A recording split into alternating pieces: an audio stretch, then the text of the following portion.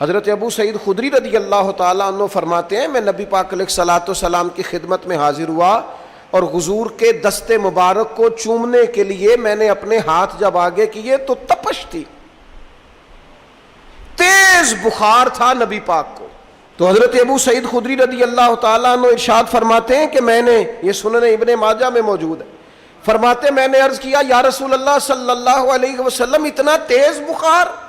حضور فرمانے لگے ہم پر جو آزمائشیں آتی ہیں نا انبیاء پر، وہ عام لوگوں سے دگنا آتی ہیں۔ یہ تو لاڈلے ہیں، یہ تو محبوب ہیں اللہ کے۔ فرمایا عام لوگوں سے دگنی آزمائش آتی ہے، لیکن فرمایا ہمارا رب بڑا کریم ہے، ہمیں اجر بھی ڈبل ہی عطا کرتا ہے، ہمیں اجر بھی ڈبل ہی عطا کرتا ہے۔ تو حضرت ابو سعید خدری کہتے ہیں موقع اچھا تھا، میں نے ایک سوال بھی کر دیا، میں نے کہا یا رسول اللہ صلی اللہ علیہ وسلم بتائیے نا بھلا دنیا میں زیادہ آزمائشیں کن کو آتی ہیں؟ تو حضور فرمانے لگے سب سے زیادہ آزمائشیں اللہ کے انبیاء کو آتی ہیں، نبیوں کو آتی ہیں۔ حضور اس کے بعد فرمایا اس کے بعد جو ان کے زیادہ قریب ہوتا ہے اسے آتی ہیں۔ لوگ کیا سمجھیں گے امام حسن کی آزمائش کو؟ لوگ کیسے سمجھیں گے سیدنا امام حسین کی آزمائش کو؟ فرمایا جو ان کے زیادہ قریب ہوتا ہے اسے زیادہ آزمائش آتی ہے۔ تو حضور کے سب سے قریب تو امام حسن ہے نا، امام حسین ہے نا، تو کیا سمجھتا ہے قربت بس نسبت کے اظہار کا نام ہے اور بڑے لطف کے ساتھ زندگی گزارنے کا نام ہے؟ تو نبی پاک علیہ الصلوۃ والسلام نے فرمایا بات بڑی مزے کی ہے، فرمایا پھر اللہ کے بعض بندے تو ایسے ہوتے ہیں جنہیں اللہ فقر میں مبتلا کر دیتا ہے۔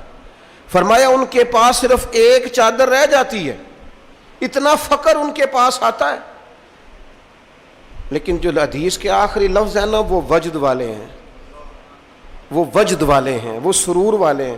ہمارا یہ مزاج ہوتا ہے کہ میٹھا میٹھا کھا جاؤ اور ذرا کڑوا آ جائے تو سویرے بھی رو شام بھی رو، حال ہی کوئی نہیں، غریبی بڑی، پریشانی بڑی، حضرت صاحب گھر سے بیماری جاتی نہیں، اور جناب کیا بتائیں بعض لوگ تو ایسے ہیں جن کی بات سن کے لگتا ہے زندگی میں کبھی سوئے ہی نہیں، اتنے بڑے بڑے دکھ سناتے ہیں۔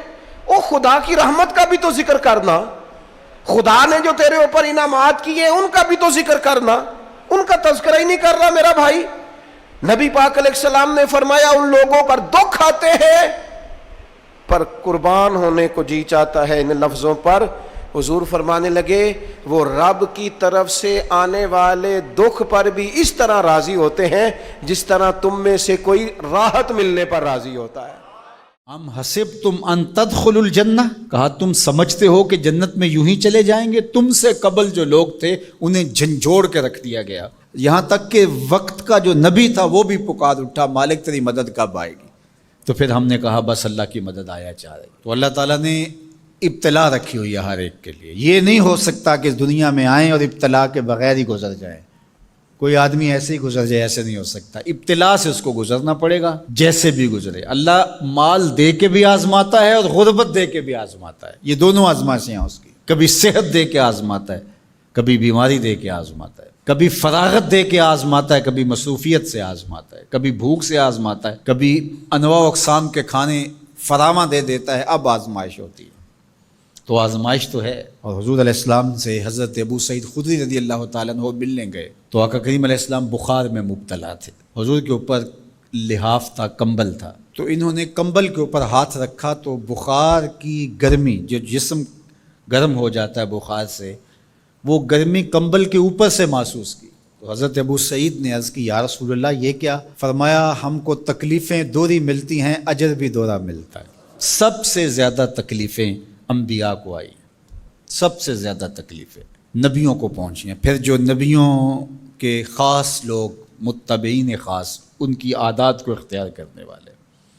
امام فخر الدین رازی نے تفسیر کبیر میں لکھا ہے کہ مکے سے لے کر طائف تک 70 ایسے نبیوں کی قبریں ہیں جن کی وفات صرف بھوک اور پیاس کی وجہ سے ہوئی ہے۔ حضرت خباب بن ارت رضی اللہ تعالی عنہ حضور کی خدمت میں حاضر ہوئے، حضور کعبۃ اللہ کی دیوار کے ساتھ بیٹھے ہوئے تھے، کافروں نے اتنے دکھ دیے، اتنی تکلیفیں دی کہ یہ تھوڑے سے پریشان ہو گئے۔ تو آقا کریم نے فرمایا خباب بس گھبرا گئے ہو، تم سے قبل ایسے لوگ بھی گزرے ہیں جس کے جسموں کو لوہے کی کنگھیوں سے چیرا گیا، حتیٰ کہ ان لوہے کی کنگھیوں کے دندانے کے نشان ان کی ہڈیوں پہ پڑے، ان کی لکیریں ان کی ہڈیوں پہ آئیں، اور یوں لوہے کی کنگھیوں سے ان کی بوٹیاں نوچی گئی، اور ان کو کہا گیا دین کو چھوڑ دو۔ انہوں نے کہا جو کرنا ہے کر لو، ہم دین کو نہیں چھوڑ سکتے۔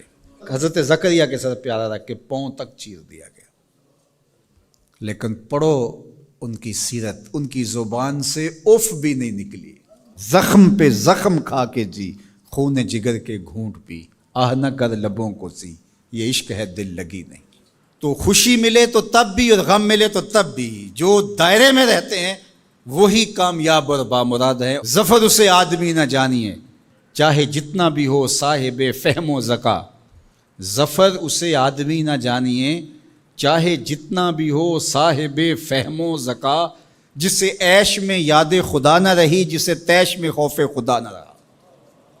عیش کی زندگی ہو یا تیش کی زندگی ہو، خوشی کا موقع ہو یا مرحلہ غم ہو، امتحان میں یہ دیکھا جاتا ہے کہ کون سرخرو اور کامیاب ہوتا ہے۔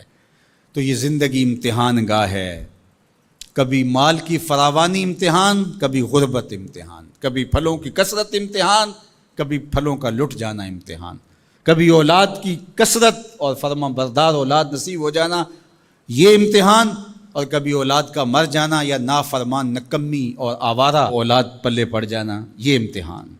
یہ امتحان زندگی، کبھی دولت ہی دولت انبار لگ جاتے ہیں، اور کبھی دو لقموں کے لیے بندہ ترستا ہے، یہ بھی امتحان۔ کبھی ماں باپ ہیں، بہن بھائی ہیں، رشتہ دار ہیں، ان کے سایہ عاطفت میں زندگی گزرتی ہے، اور کبھی کندھوں پہ اٹھا کے باپ کو بھی قبر میں اتار چکے ہوتے ہیں، ماں کو بھی لاحد میں اتار چکے ہوتے ہیں، کوئی کندھا بھی نہیں ہوتا جس پہ سر رکھ کے آنسو ہی بہا لیں۔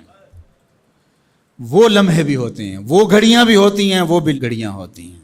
تو اللہ بندوں کا امتحان لیتا ہے، دے کر کے بھی اور لے کر کے بھی۔ اب کون ہے جو دونوں مرحلوں میں شکریہ ادا کرتا ہے؟ جو اللہ کے بندے ہوتے ہیں وہ کبھی بھی اللہ کی رضا کے دائرے سے باہر نہیں نکلتے۔ ان کے دو ہی رنگ ہوتے ہیں، کبھی شکر کرتے ہیں، کبھی صبر کرتے ہیں۔